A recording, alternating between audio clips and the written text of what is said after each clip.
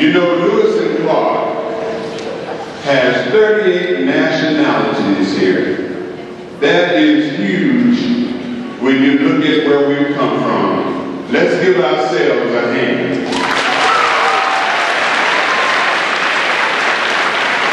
And now, our Unity March.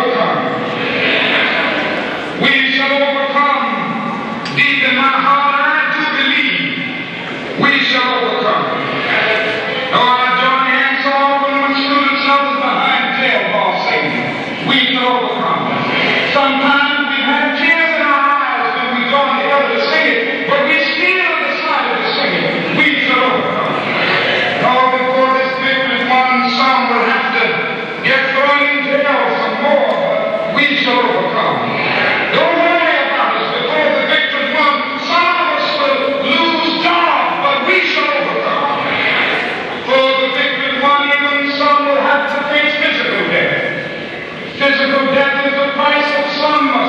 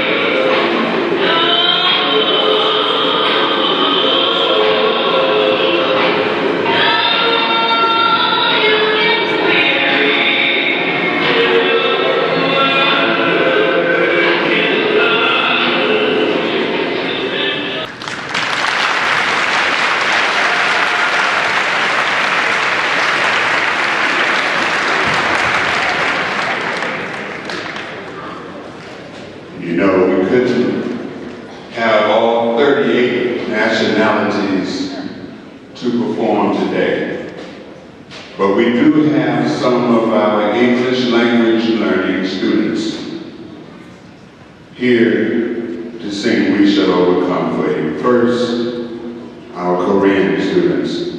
Would you please come?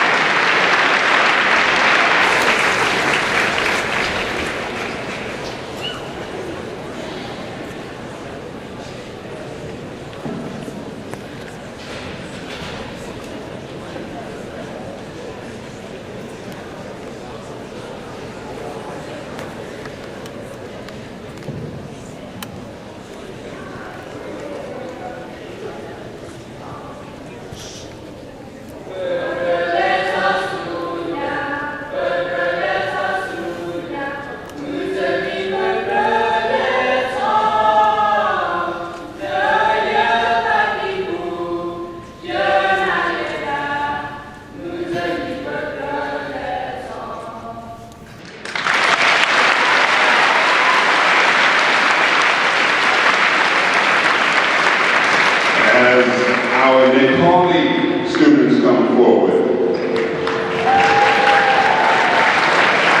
You know, Dr. King affected the entire world in his strive for justice and equality.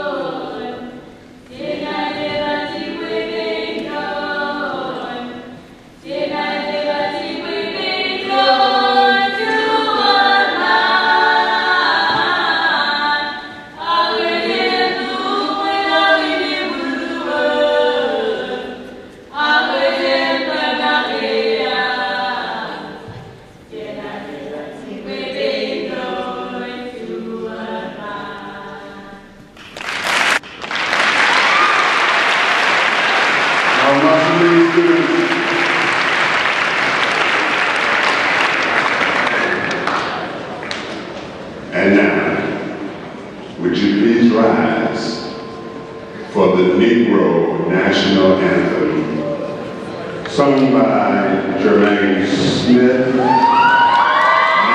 Osha Allen, and Deja Davis.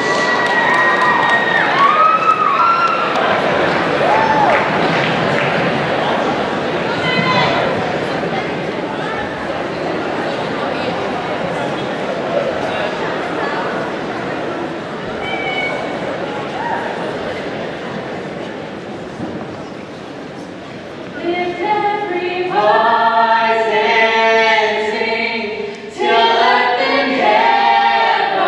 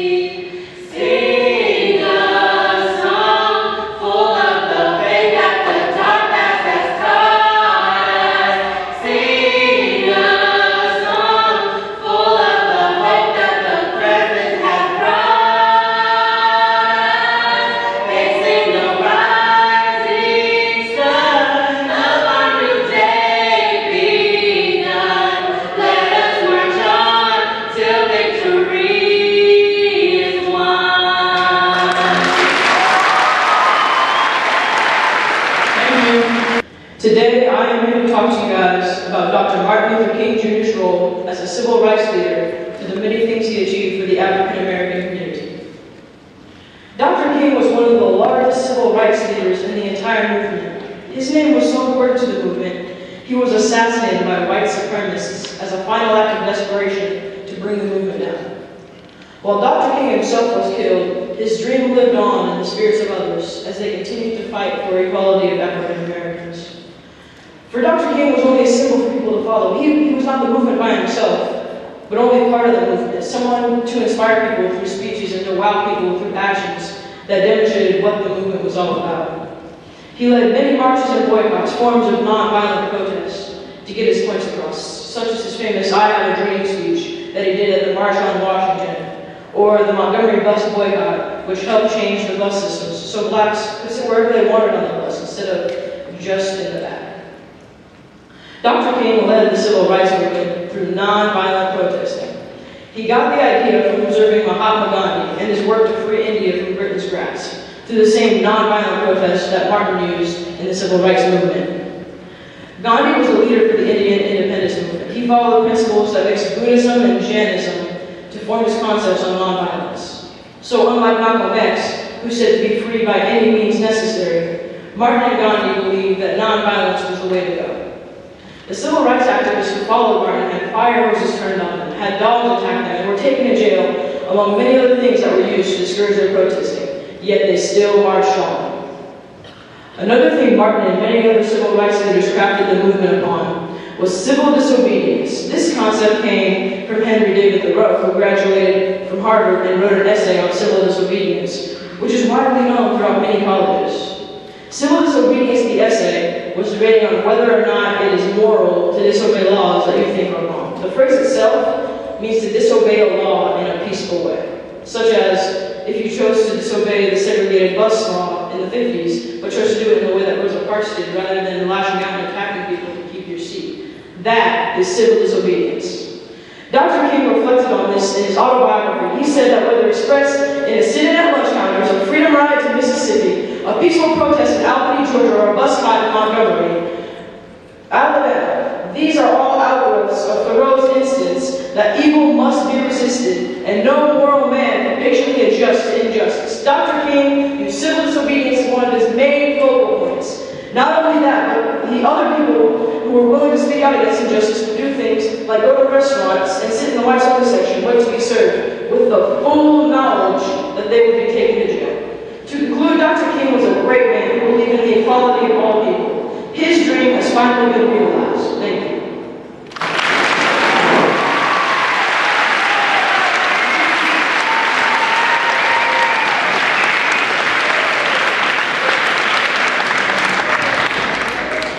Let's give him another hand, Mr. Camille Wilson.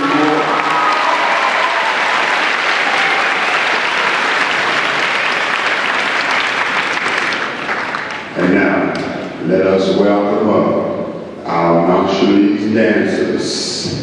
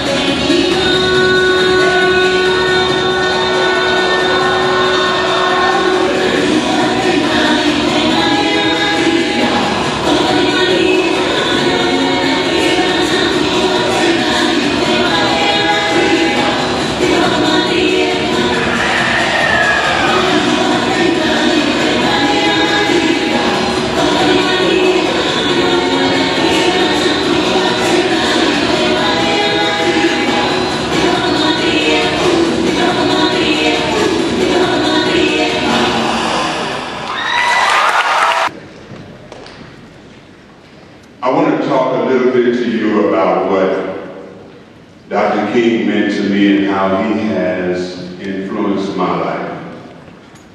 I was born in the Deep South during the Jim Crow era. I grew up until the age of 12 in segregated high schools, segregated bathrooms, and segregated water fountains. I could only go to the movies on Thursdays. Whenever I came into the presence of a European American female, I would have to look down, because to look at a white girl could very well mean my life. In 1963, Dr. King delivered the I Have a Dream speech at the March on Washington. I was 11 years old. That was my first real understanding of who Dr. King really was and what he represented. Not fully, because I was 11 years old, but I knew he was somebody that people looked up to. He was like a moral conscience for people. At that time, there was still segregation and Jim Crow in my hometown. If I wanted a burger, I had to go around to the back, order my burger and get it passed out the back door or the back window of the building. 1964, during the 1964 Civil Rights Act, the federal government ordered all Jim Crow signs taken down. I was 12 years old. Dr. King was making a difference, a huge difference, for those of us who lived in the Jim Crow South. 1968, April the 3rd, the day of my birthday. I had never had a birthday party before, and my mom called me in and said, "How would you like to have a birthday party?" And she baked some cakes and some pies and made some homemade ice cream. And I, in turn, made my handmade invitations to my friends to come to my birthday party. It was an exciting time, being 16 at that time. April the 3rd, 1968.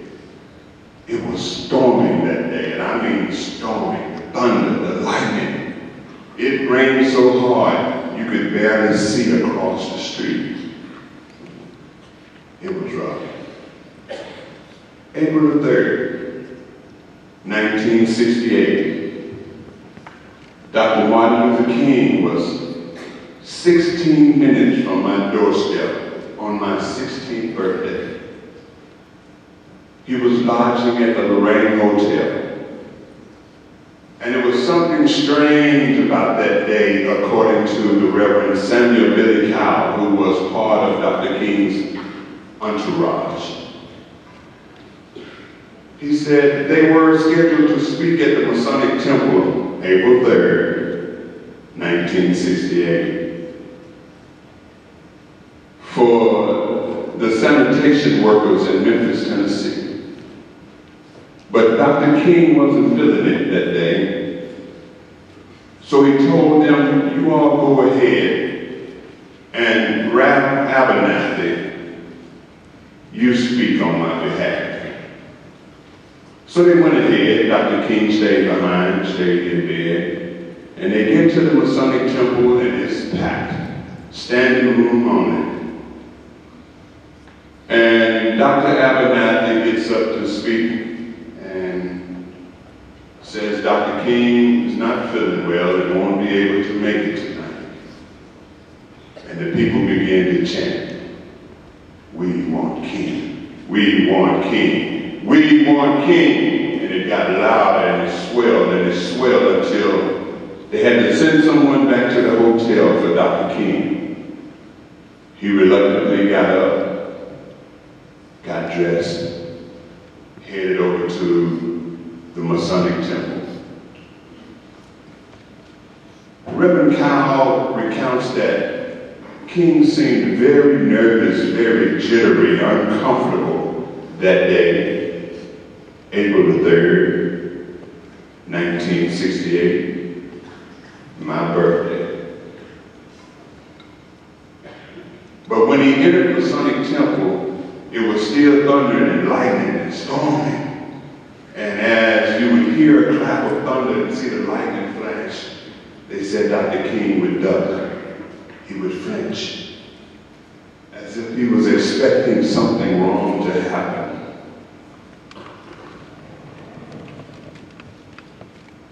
Finally, they called on him to come up and speak. And he slowly got up from his seat and looked around, still appearing nervous. He made his way to the mic. And he began to speak to the strikers. And I would like to share some of the excerpts of the final speech that Dr. King made.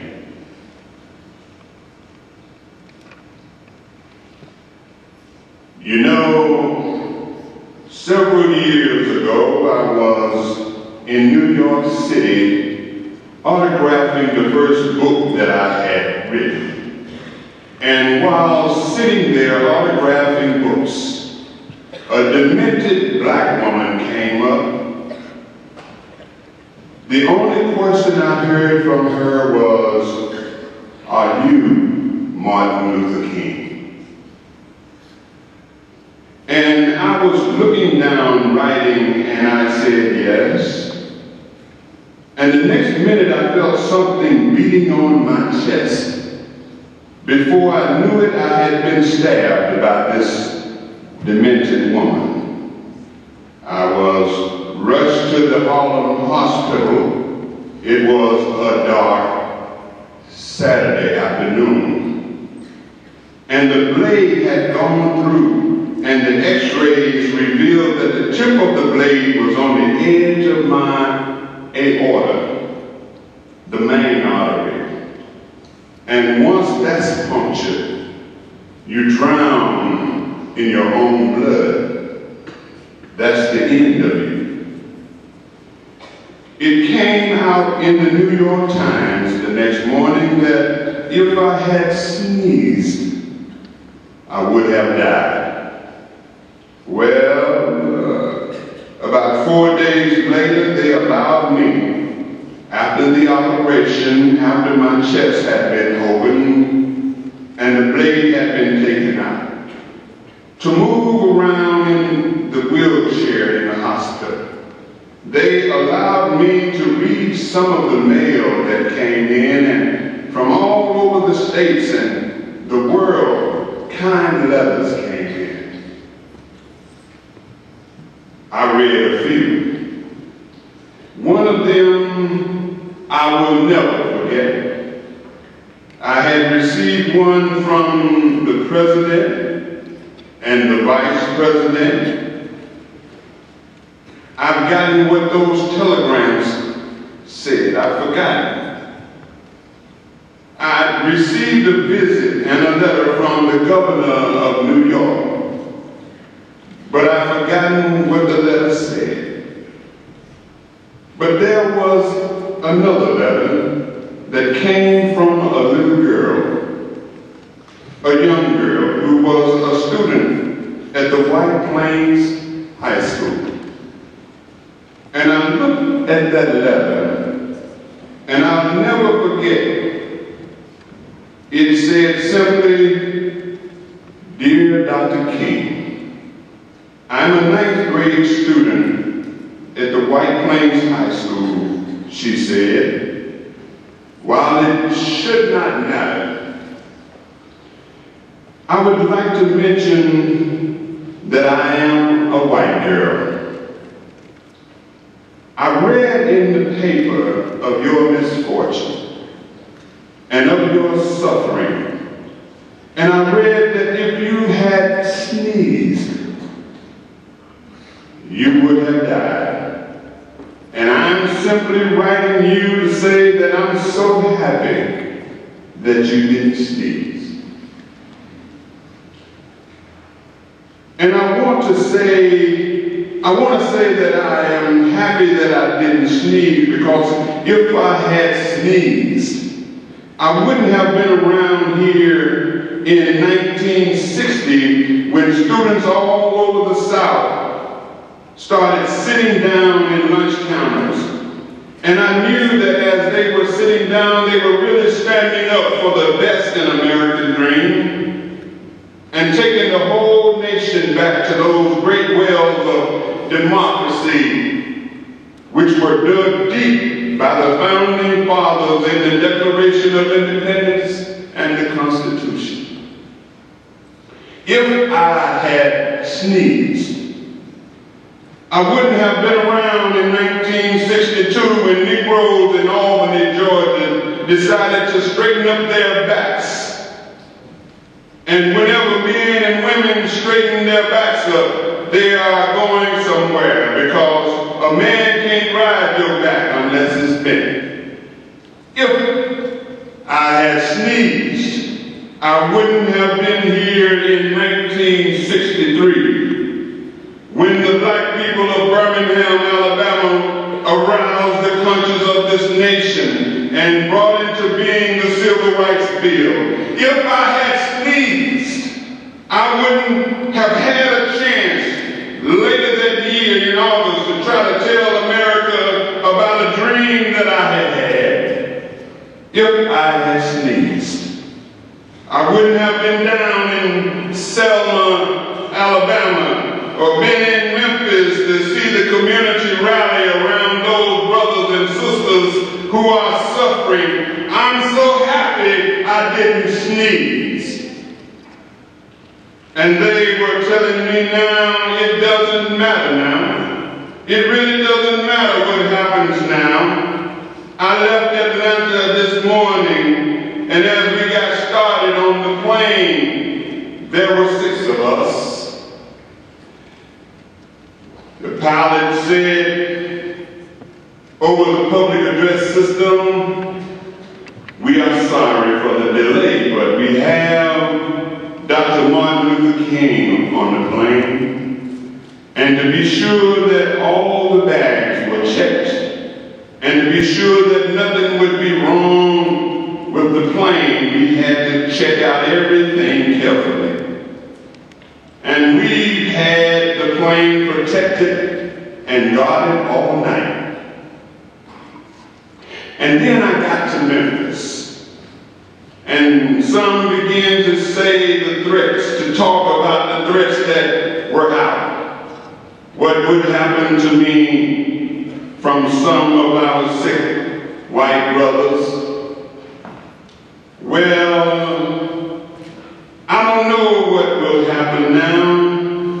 We've got some difficult days ahead, but it doesn't matter with me now, because I've been to the mountaintop, and it don't mind. Like any man, I would like to live a long life. Longevity has its place.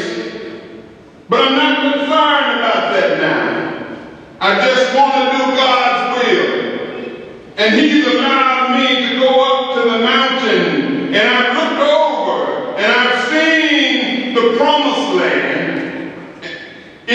I may not get there with you, but I want you to know tonight that we as a people will get to the promised land, and I'm happy tonight. I'm not worried about anything. I'm not fearing any man. Mine eyes have seen the glory of the coming of the Lord. It was as if Dr. King was preaching his eulogy. April 16th, my 16th birthday, April 4th, my 16th birthday, 16 minutes from my doorstep. The next day, the storm ceased. The sun came out. I was still passing out my invitations to come to my birthday party, which had been postponed one day. That day, on the balcony of the Lorraine Hotel, April 4th, 1968, a shot rang out. Dr. King was dead. You have to understand that for black people, it was like a kick in the gut. It was like all your hope was lying on the balcony of the Lorraine Hotel. Mom was crying, grandma crying, the principal of the school, the teachers, everybody was in tears. Dr. King is dead.